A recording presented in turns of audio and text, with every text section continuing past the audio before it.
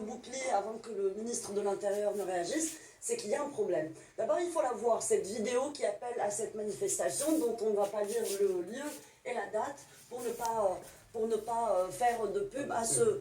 Alors, pour le coup, j'ai envie de citer Marine Le Pen, à ce ver de terre. C'est une vidéo où il dit... Bande de merde, en s'adressant aux Français, celui qui dit que Michael Harpon est un terroriste, je le cite, je lui crache à la gueule, je lui traite sa mère et je lui crache à la gueule. Et il dit, après Michael Harpon, plus personne en France n'osera s'en prendre à une religion du livre. Qu'est-ce que c'est? C'est une menace?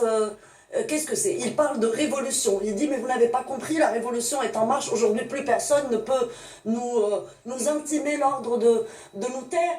Et donc, cette manif-là, la première réaction officielle, on va dire que celle que j'ai vue, c'était celle de la sénatrice Jacqueline Eustache-Brinio, qui a écrit au préfet du Val d'Oise et qui a publié un communiqué de presse. Qui voulait faire interdire cette manifestation. Exactement. Sans qu'il y ait de réaction. Elle a demandé au préfet du Val d'Oise d'interdire cette manifestation, ce à quoi il lui a répondu « Je ne suis pas en mesure de faire interdire cette manifestation ». Donc, manifestation de soutien à un terroriste qui fait l'apologie du terrorisme sur un contenu extrêmement violent, et le préfet du Val d'Oise dit qu'il ne peut pas interdire. Donc j'ai envie de dire, et c'était après le discours du président de la République appelant à révolutionner cette lutte contre le terrorisme.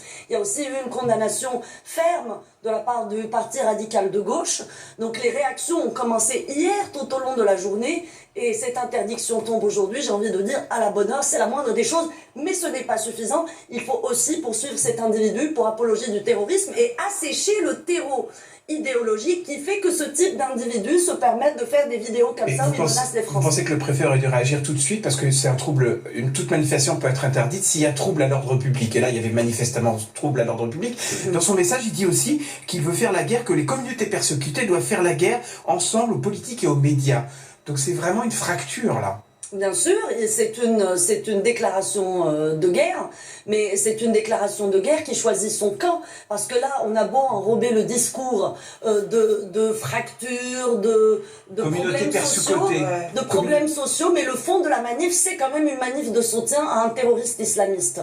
Donc, qu'on vienne pas me parler maintenant de tous les détails qui décorent le discours, c'est une manifestation de soutien à un terroriste islamiste, point à la ligne.